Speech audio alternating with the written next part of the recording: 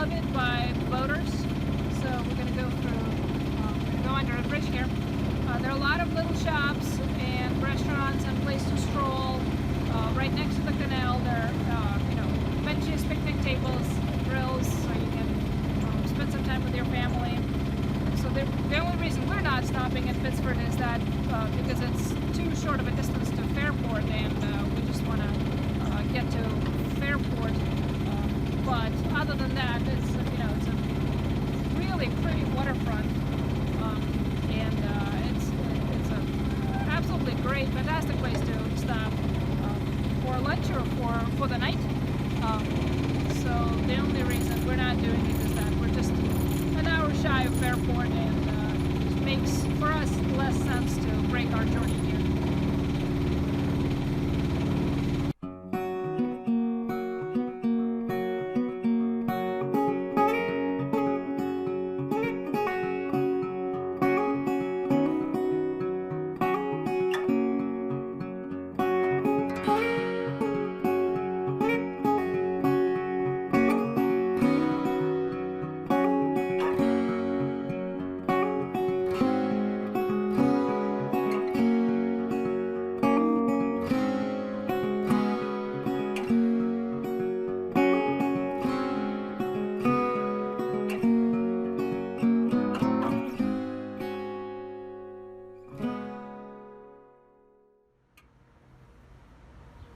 We're in Fairport, New York.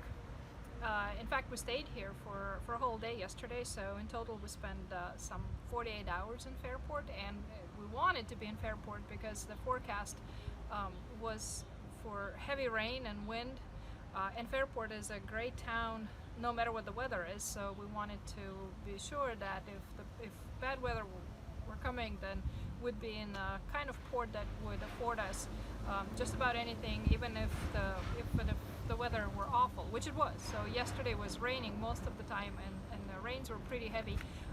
But Fairport is a kind of town where you can enjoy yourself pretty much all day long, and we're traveling with kids, so that's something to be said for Fairport.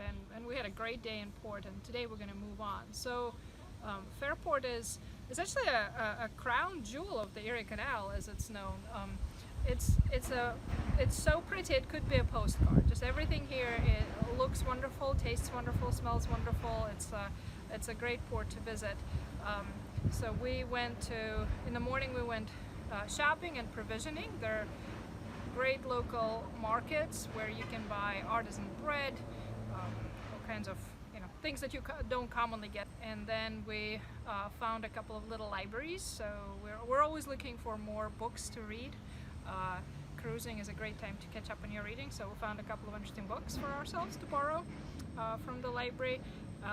In the afternoon we went to Lombardi's, which is a great pasta shop off of Main Street that has all kinds of gourmet pastas that they import from Italy, and we got ourselves a couple of exotic pastas and made our dinner.